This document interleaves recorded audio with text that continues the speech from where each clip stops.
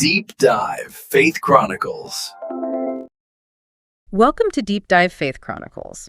I've been studying the deep research report the team put together for us today on Catholic angelology, and honestly, one segment isn't enough to cover it. I agree. And, for anyone listening, you can download this full research document right now in the video description to follow along as we break this down. So let's lay the foundation. What does the research say about the dogmatic reality of angels? I mean, we are about to dive deep into source material that treats angels not as folklore or, poetic imagery, but as actual objective beings. That is the essential starting point for this exploration. It really is. We are consciously stepping away from popular culture's fuzzy images of, cherubs on greeting cards or these vague spiritual concepts. Right. For the Catholic tradition, the existence of angels is not a negotiable myth. It's an objective ontological reality, a truth that is woven into the very structure of the cosmos. So we're talking about an article of faith then, something that's explicitly taught and defined. Absolutely. And the sources we're looking at are very clear on this. The Catechism explicitly confirms that the existence of these spiritual non-corporeal beings is not just some old custom, but a settled truth of faith. The truth of faith. Yes, and one that's verified by what it calls the unanimity of tradition. I mean, if you look across the entire arc of salvation history, they are present at every single critical juncture. And when you say woven into the fabric, you really mean from the very beginning, from page 1 of the sources we have. Precisely. They're right there guarding the gates of Eden with flaming swords, the cherubim. They are the invisible context for the visible world. We see them operating through the entire narrative. Like who? Give us some examples. Yeah. You have the Archangel St. Michael battling the ancient serpent, a foundational image of spiritual warfare. Or look at St. Raphael in the Book of Tobit. He's not just a messenger. He's acting as a personal guide, a healer, and even a matchmaker. That's a very hands-on role. Incredibly hands-on. And then you have the Epistle to the Hebrews, which characterizes them as ministering spirits sent to minister for them who shall receive the inheritance of salvation. So this ministry isn't optional. It's part of the divine architecture. It sounds like this isn't just about believing in their existence, but about understanding that the entirety of creation is, fundamentally a dual reality. You have the visible and the invisible, the material and the spiritual, and that this duality was intentional from the very start. That is the crucial insight. You've hit it. If you remove the angelic realm, you don't just lose some helpful spirits. You fundamentally misunderstand the integrity and the perfection of God's initial creative act. So to really understand why this dual reality is a dogmatic requirement and necessity, we have to go back to a specific moment in history, right? We do. We have to look to the definitive historical statement on the matter. Okay, let's unpack this dogmatic foundation. When theology needs an absolute, infallible cornerstone, where does the research point us for the creation of angels? We have to turn to the Fourth Lateran Council, which was convened way back in 1215. The dogmatic affirmation that we're talking about rests squarely on a constitution issued by that council, which is known as Firmiter. This document was, it was absolutely pivotal in defining Catholic cosmology. Now, 1215 is a long time ago. What was the driving force behind this document? Was it just an academic exercise to define angels? Or was it addressing a contemporary crisis? Oh, it was primarily a crisis control measure, a huge one. It was a direct response to these pervasive and, frankly, highly destructive dualistic heresies of the time. What kind of heresies are we talking about? Well, think of movements like Manichaeism or Gnosticism, which were extremely popular in various forms. These groups often proposed that there were two eternal warring principles, a good spiritual God and an evil, or at least a lesser creator God who made the material world. So under that way of thinking, the body, the physical world, all of matter, it was often seen as evil or a mistake, maybe even a prison for the soul. Exactly. They saw matter as inherently corrupt, as something to be escaped. And the church recognized that this kind of dualism completely undermines the gospel. How so? Because the gospel affirms the goodness of the incarnation, God himself taking on material flesh, and the inherent goodness of all creation. So Firmiter needed to affirm unequivocally that everything good, whether it's spiritual or material, originated from the one true omnipotent God. So what's the core statement in Firmiter that addresses this huge challenge? What's the key phrase? It's the definition of God as the creator omnium visibilium et invisibilium spiritualium et corporealium. And for those of us without Latin? It translates to the creator of all things visible and invisible, spiritual and corporeal.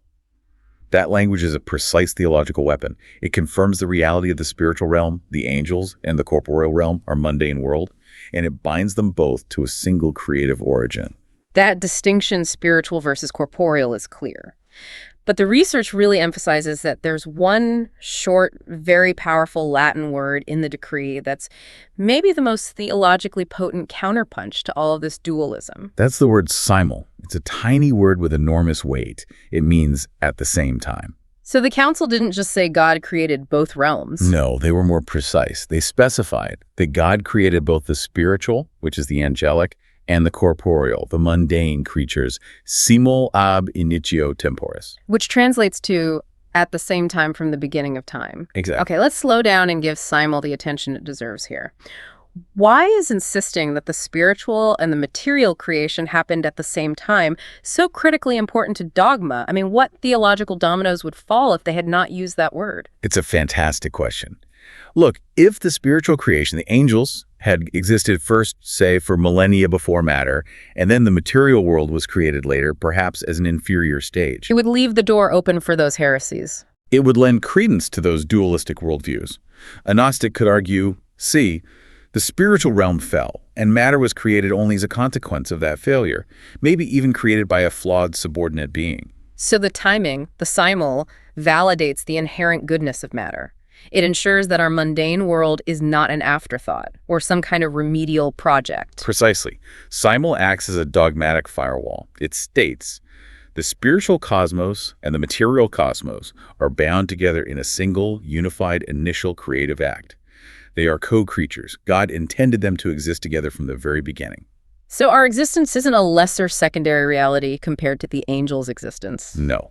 They are intended for unity, and the document implies the universe actually requires intellectual creatures alongside corporeal substance for its perfection.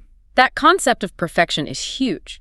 It implies that a universe without spiritual creatures would be structurally incomplete, like a building missing all of its support beams. Exactly. Later on, St. Thomas Aquinas would elaborate on this, viewing creation as this magnificent hierarchical ladder, the great chain of being. Right. At the top is God, who is pure being. Matter, our world, is at the lowest end. If you jump straight from matter to God, you'd have this massive illogical gap. It wouldn't make sense. And the angels fill that gap. The spiritual beings, the angels, must exist to fill that ontological space. They link the purely material to the purely divine. They are a necessary component. And what Firmiter says is that this necessity was established simul right from the beginning.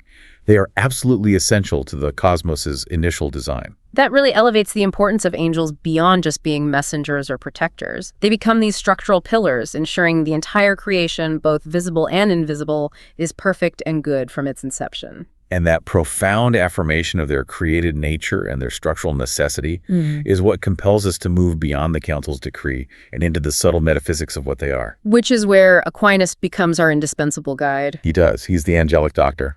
Here's where we move from history and dogma into, well, pure philosophy. St. Thomas Aquinas is known as the angelic doctor for a reason.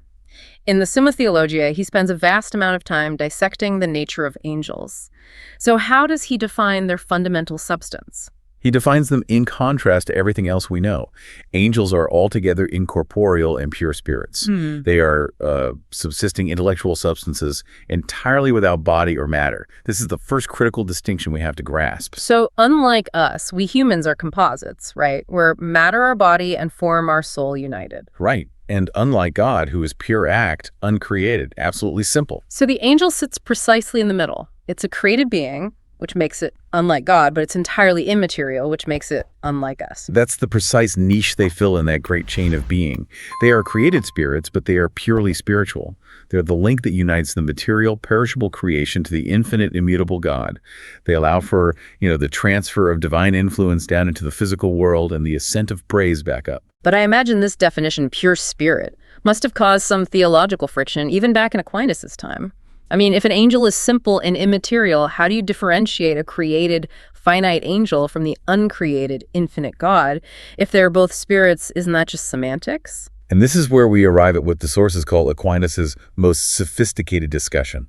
It's a brilliant philosophical move. If both God and an angel are simple in the sense that neither has a body, How is the angel still limited, finite, and created? Yeah, what makes it a creature? The answer lies in a composition far more subtle than body and soul. It's the composition of essence and existence. Okay, let's define those terms clearly for everyone listening.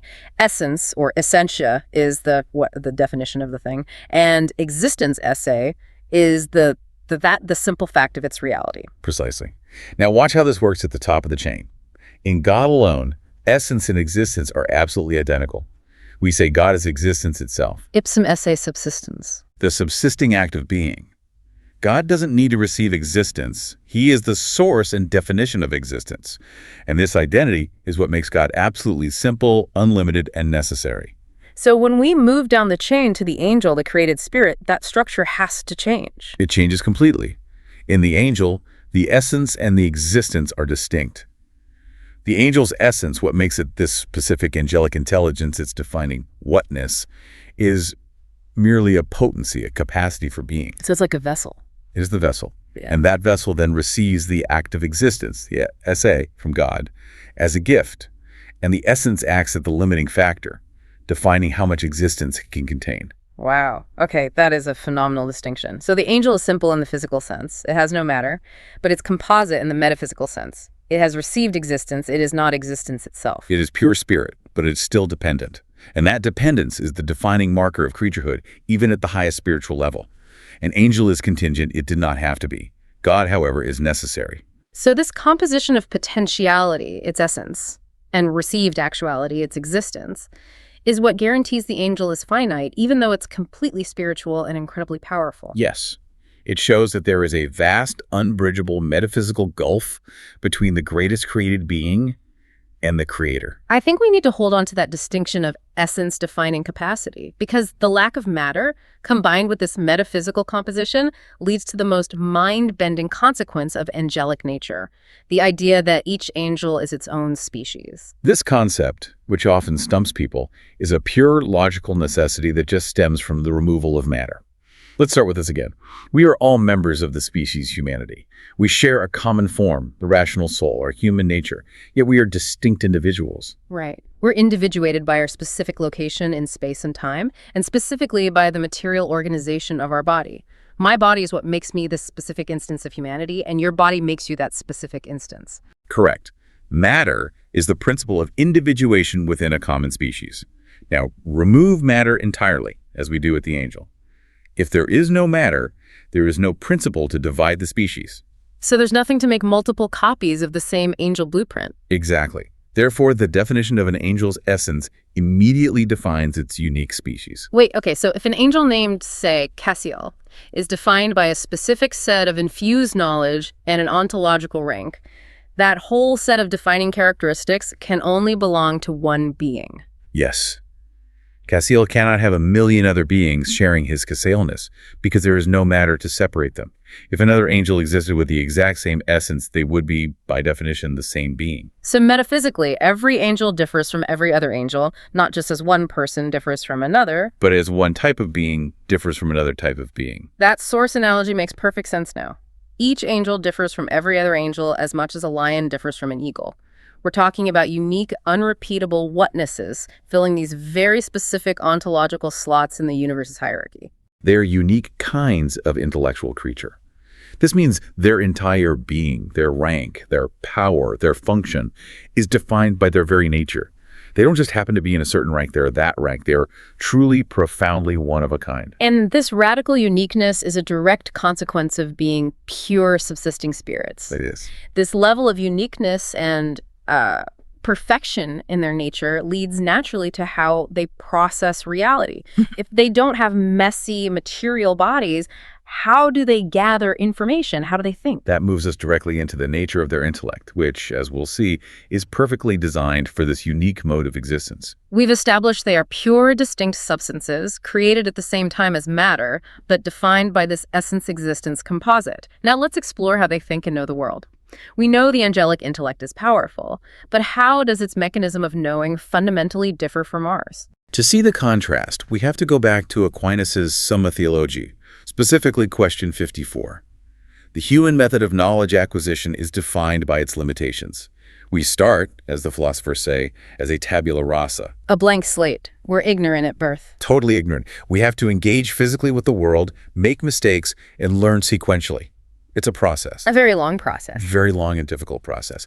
Our body senses the material world and receives sensory data, what Aquinas calls phantasms. These are the images and impressions from the world. The sight of a cat, the sound of a bell, the feeling of heat. Our material senses receive particulars. And then our mind has to do the heavy lifting. Then our active intellect has to perform the incredibly difficult, laborious process of abstraction. It has to actively pull the universal truth, what he calls the intelligible species, from all that messy sensory data. So if I see 100 different specific trees, a birch, an oak, a pine, my intellect has to generalize from all those particular examples and abstract the universal concept of treeness.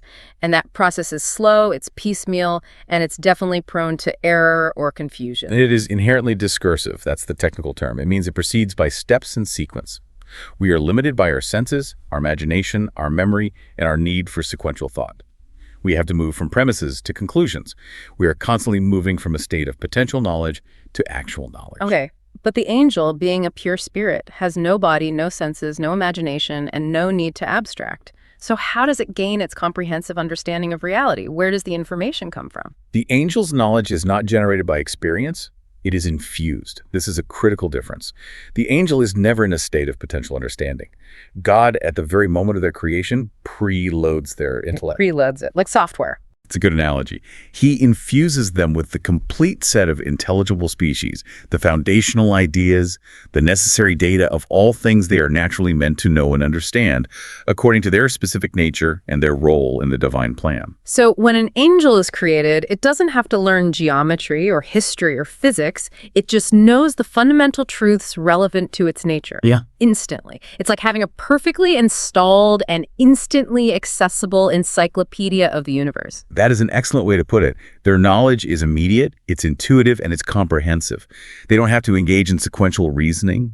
A leads to B, which leads to C. They grasp the entire truth, A, B, and C, in a single, perfect intellectual act. So there's no confusion, no possibility of being overwhelmed, and no ignorance about the ramifications of their own choices. Yeah, let me stop you there, because that perfection is the double-edged sword, isn't it? That's exactly where my mind went. If their knowledge is immediate and perfect, then their will must operate under conditions that we can barely comprehend. When they make a moral choice, they can't claim confusion or temporary weakness. That is the pivotal point. The sheer luminosity of the angelic intellect ensures that any decision they make is fully informed, completely rational, and perfectly free. There are no mitigating circumstances. They see the reality of God, they see the implications of his plan, and they see the total consequence of their free response instantly and entirely. And this leads us directly to the greatest tragedy in the celestial realm, the fall. The very perfection of their nature is what made their choice irreversible. Absolutely. We move from metaphysics to morality, but they are intrinsically linked by the perfection of that spiritual substance. Okay, let's transition back to the dogmatic grounding of the fall. I want to remind ourselves of that line from Firmiter. The devil and the other demons were created by God, good by nature, but they became bad through themselves. Which preserves the goodness of the Creator and affirms that there is no uncreated principle of evil. It anchors the evil entirely in the terrible freedom of the angelic will.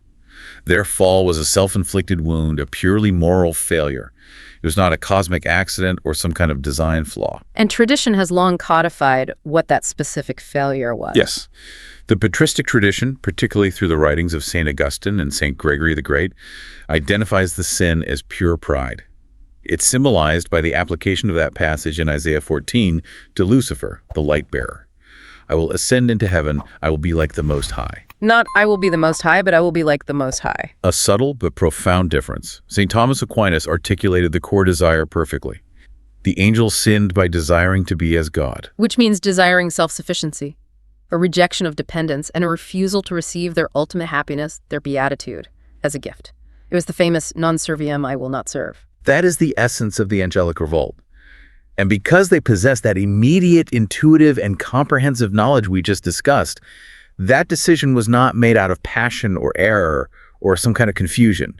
It was a single, pure, and perfect act of the will, made with total clarity regarding the consequences. They knew exactly what they were choosing, both the eternal reward of obedience and the eternal damnation of refusal. Instantly and completely. This is where I start asking the challenging, skeptical questions. Why is there no possibility of repentance or forgiveness for a fallen angel, while we, as flawed humans, are given what seem like infinite chances at mercy and repentance?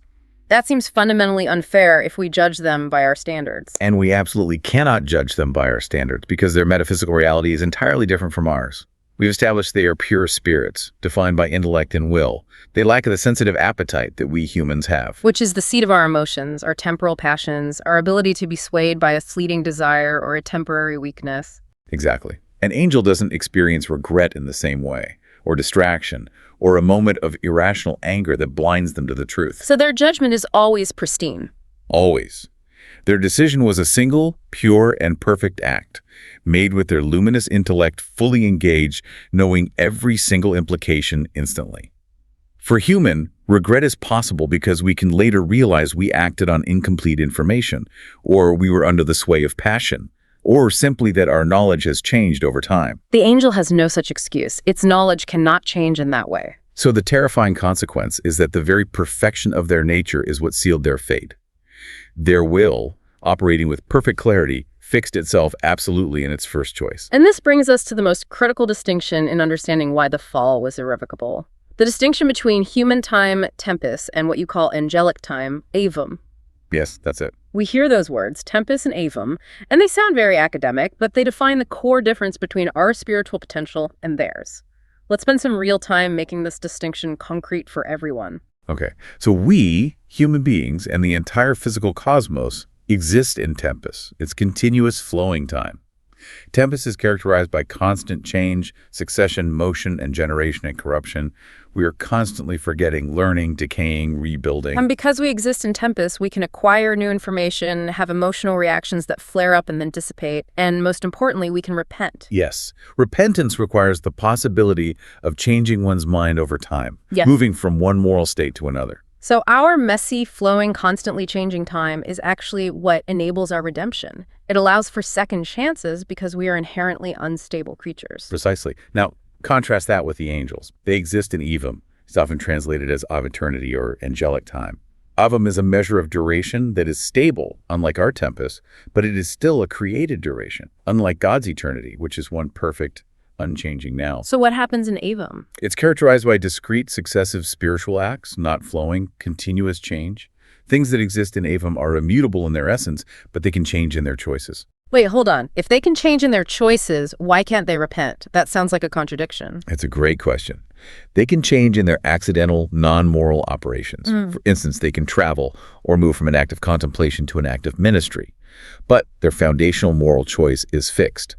And here's why. Okay. Because their intellect is perfect and their will operates without the temporal messiness of human passion or ignorance.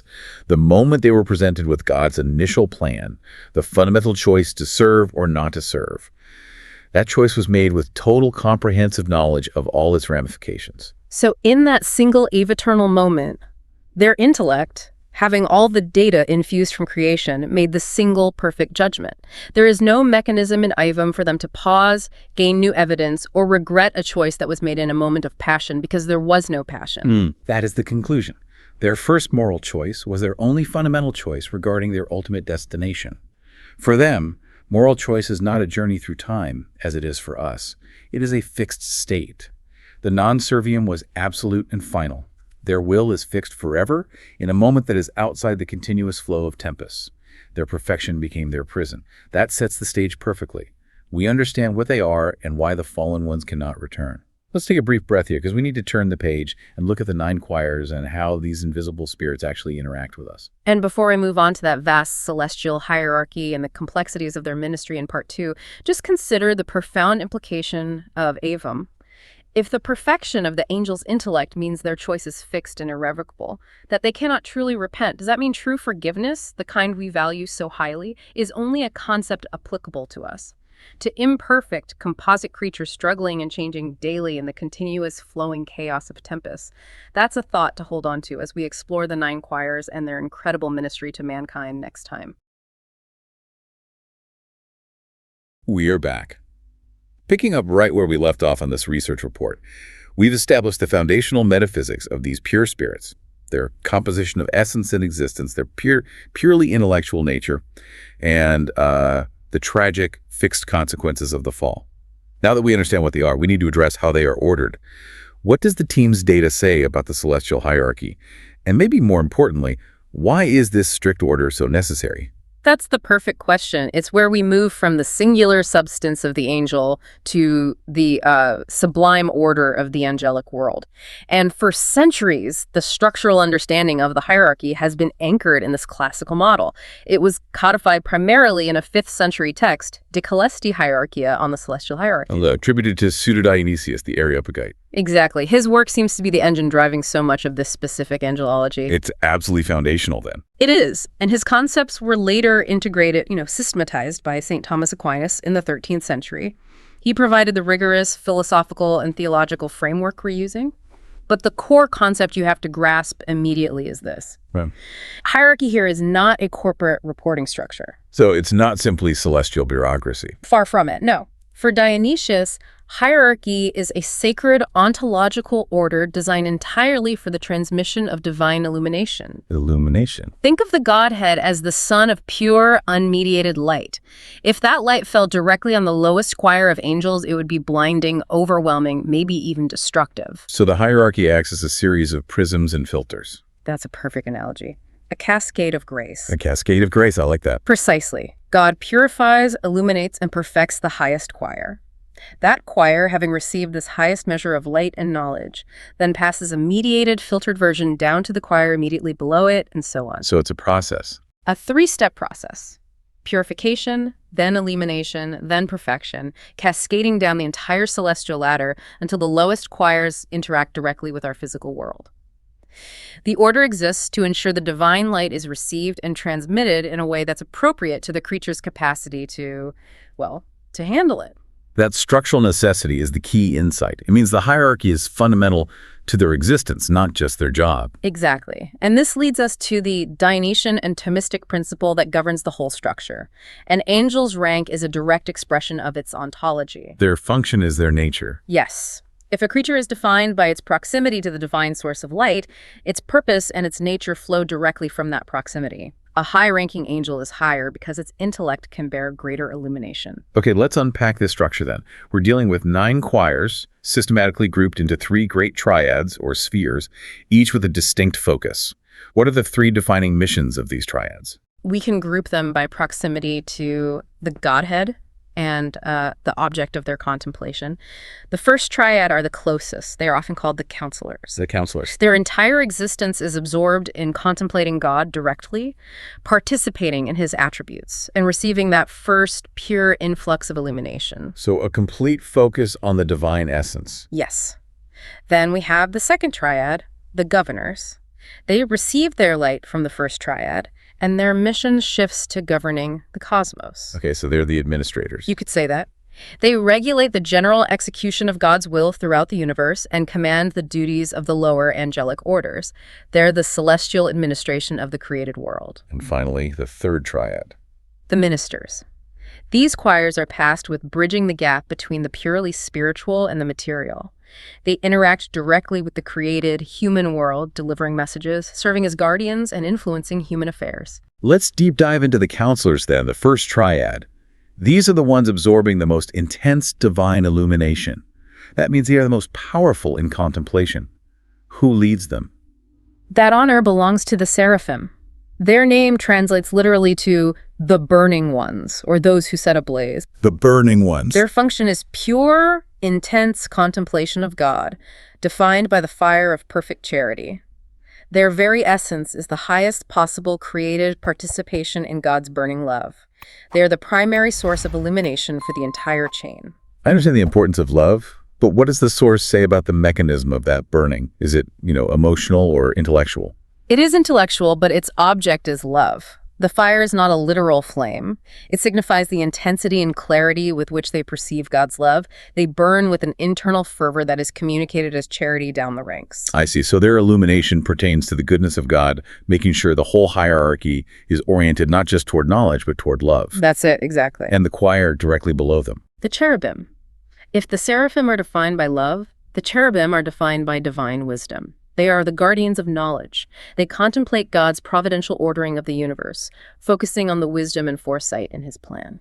So they receive the light that illuminates the depth of God's perfect knowledge. Yes, they're the wellspring of intellectual illumination for the lower orders. And the third group in that inner circle, the thrones.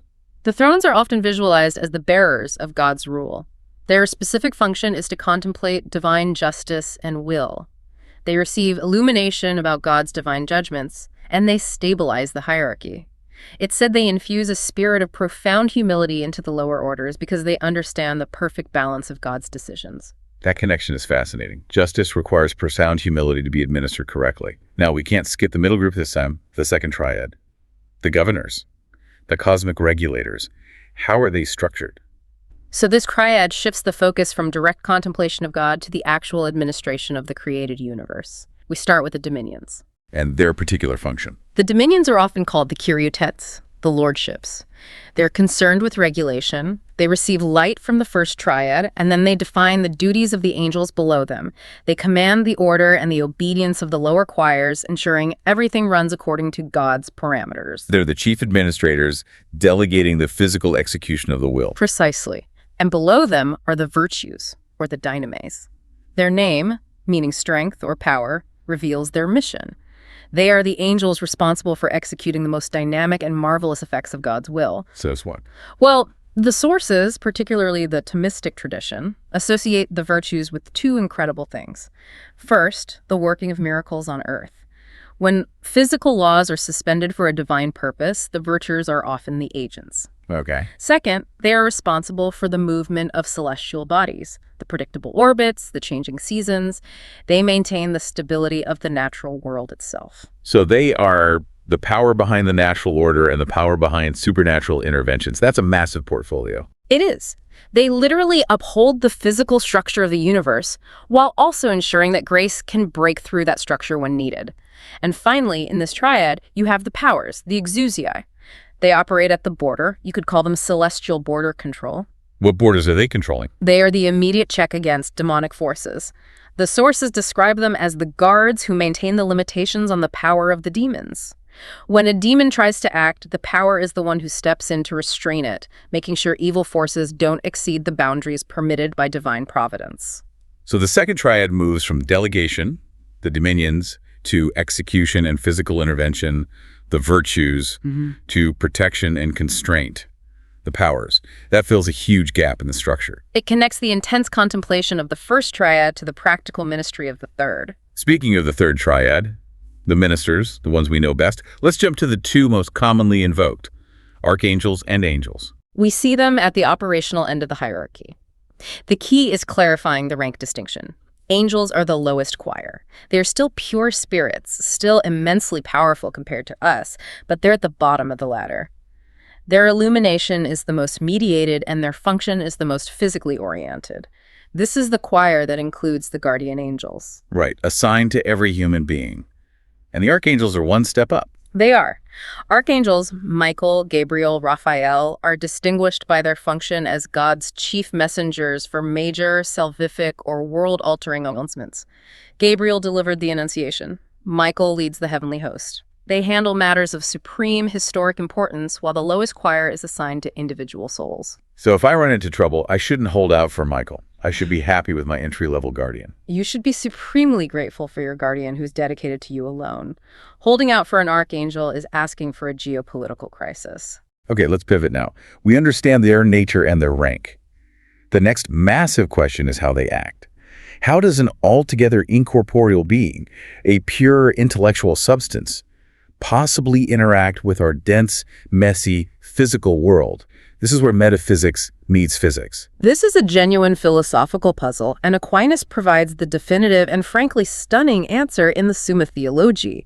Scripture is filled with examples of angels walking, speaking, even eating, yet they can't possess matter, so were they just illusions? Like when Abraham hosted those 3 visitors in Genesis, they had their feet washed, they shared a meal. Were those physical acts real? The sources maintain that the events were literally and physically true, but the mechanism is the key. The solution is the doctrine of the assumed body. assumed body. The angel does not unite with a body as its form, which is what happens with a human soul and a human body. If an angel did that, it would fundamentally change its incorporeal nature. It would become a different kind of being. So what is the relationship between the angel and this temporary body? It is united to the angel merely as its mover. Think of a hand and a glove. The hand moves the glove, but the glove remains distinct. It's non-essential to the hand's nature. The assumed body is fashioned temporarily by divine power from the surrounding elements, primarily by condensing air to give it visible form, color, and shape. So the body is a purely instrumental vehicle, controlled by the pure spirit. But if it's just condensed air, does that impose physical limitations? For example, could an angel appear in a vacuum? Or does it need ambient air? That's a deep question. The sources are clear that the body is fashioned from elements, primarily air, because it's the most malleable element in our sphere of existence. The angel, as a pure spirit, isn't limited by space like we are. But if the purpose is visible and tangible communication in our reality, they have to use an instrument we can perceive. So in a vacuum, the matter for the body would have to be brought there supernaturally, but the appearance itself is still contingent on local matter being arranged for human senses. That distinction is crucial. It's an instrument for us, not a requirement for them. So let's clarify the implications. When the assumed body performs a vital function, is it real? No, it can't perform true vital biological functions. For instance, when angels speak, they are not inhaling and exhaling. They're using their power to fashion sounds in the air like human voices by physically moving the air particles to create audible frequency. They're literally manipulating the physics of sound. Absolutely. And when Abraham's visitors ate, the food was genuinely consumed in a physical sense. But since the assumed body is not a biological organism, the food wasn't assimilated. The report confirms the food was simply resolved back into its elements by the angel's inherent power. So the physical act was real for the human witnesses, but the metaphysical nature of the angel remained inviolate. That's the brilliant synthesis. It allows the scripture to be literally true without violating the foundational nature of pure spirit. That covers the corporeal interactions. Now let's move to the main mission, the interaction with the human soul, the spiritual battlefield. Right. This is the most critical area of study because angelic action operates directly on the two highest faculties of the human soul, the intellect and the will. Okay, start with the intellect. We established that angels are intuitive, instantaneous spirits, while our human intellect learns through this laborious process of abstraction. How does a purely intuitive spirit effectively communicate with our slower human mind? It's all about accommodating our limitations. As embodied spirits, our intellect is fundamentally a tabula rasa, a blank slate. We only grasp universal concepts by first turning to phantasms. We abstract ideas from sensory input. We see a multitude of kind acts to understand the concept of charity. So if an angel tried to just beam a pure divine truth into my head, it would be meaningless because I lack the capacity to process raw, unmediated intellectual data. Precisely. To overcome this, the angel acts as a spiritual translator. It has to clothe the divine truth in a similitude or a sacred veil. The angel bypasses our rational processes and acts directly on our imagination and memory, our sensitive faculties, presenting a specific, tailored image or concept. So instead of injecting the pure idea of love, the angel might present the image of helping a specific neighbor, or a memory of a past charitable act. That's an excellent concrete example. They supply the concrete data, the phantasm, from which your own intellect can then abstract the intended idea. This is the mechanism of angelic enlightenment, delivered in a language our embodied mind can process. It's that sudden flash of understanding, that good thought. Now for the will. This is the realm of free will, and it dictates the terms of engagement in spiritual warfare. Can a good angel or a demon actually force a decision? Can they move my will from the inside? The sources are unequivocal. Absolutely not. This is the critical absolute rule established by St. Thomas Aquinas. They cannot change or move the human will from within. Only God who created it can do that. That preserves the absolute sovereignty of human free will. So all spiritual action on the will must be indirect, persuasion, never coercion. Correct. Both good and evil spirits move the will only from without through persuasion. And they use two primary methods, targeting both our rational and emotional sides. The first one is through the intellect, using the methods we just discussed. Yes, by persuasion of the intellect.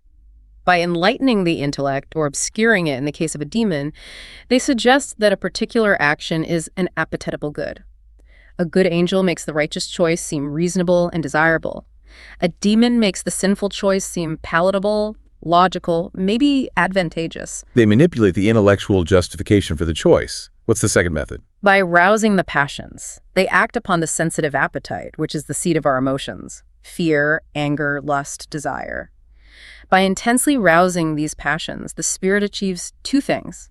First, it physically clouds the intellect, making it harder to think clearly. And second, it weakens the person's resolve. So a demon might flood your mind with a paralyzing fear to short-circuit a rational choice. And a guardian angel might gently incline us toward peace or charity, making the good path seem effortless. That is the dynamic of the spiritual battle. It's fought with suggestions and emotions, never with internal force. The ultimate choice, the yes or the no, always rests solely with the human person. That clarity about non-coercion is essential. Moving from general angelic action to the personalized mission, let's focus now on the guardian angel. Yes. The practical application of the Third Triad's ministry.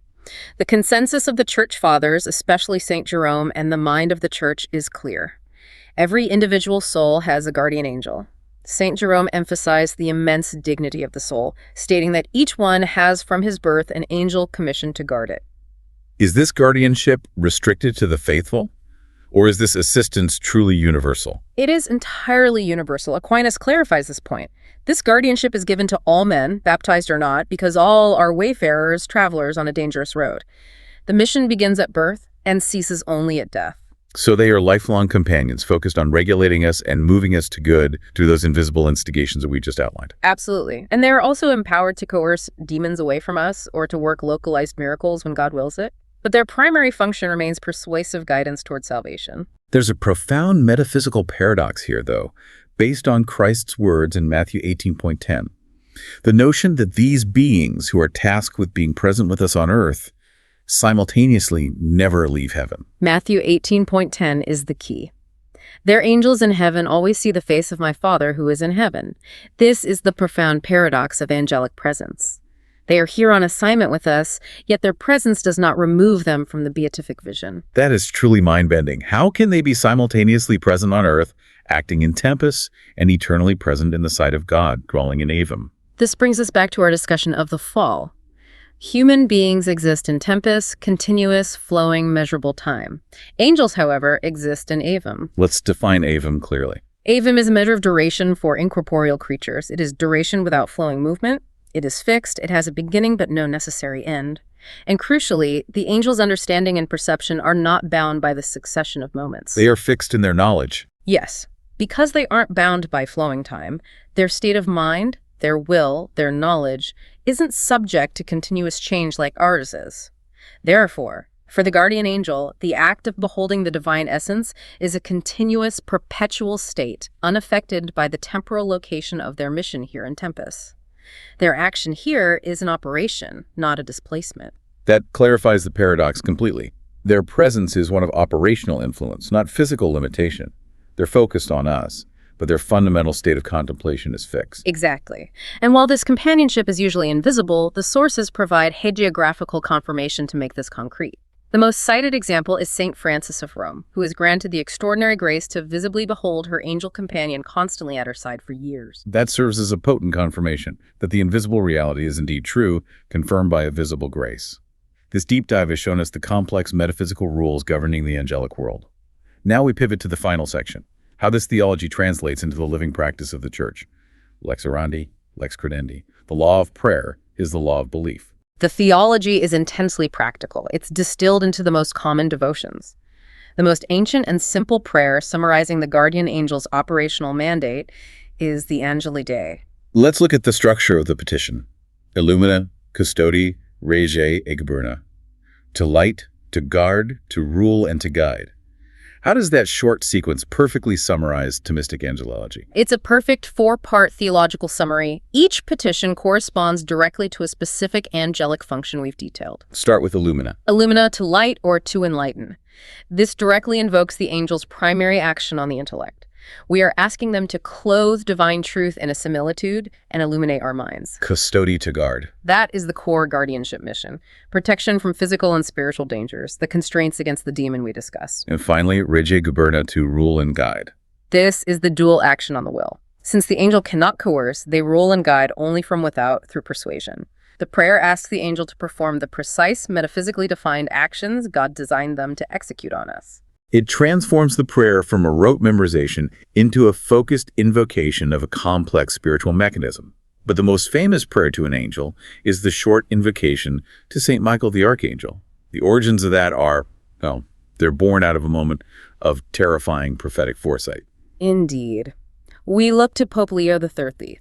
The source confirms that on October 13, 1884, immediately after celebrating Mass, the pontiff experienced a terrifying prophetic vision, a vision of immense demonic power that would be unleashed against the Church.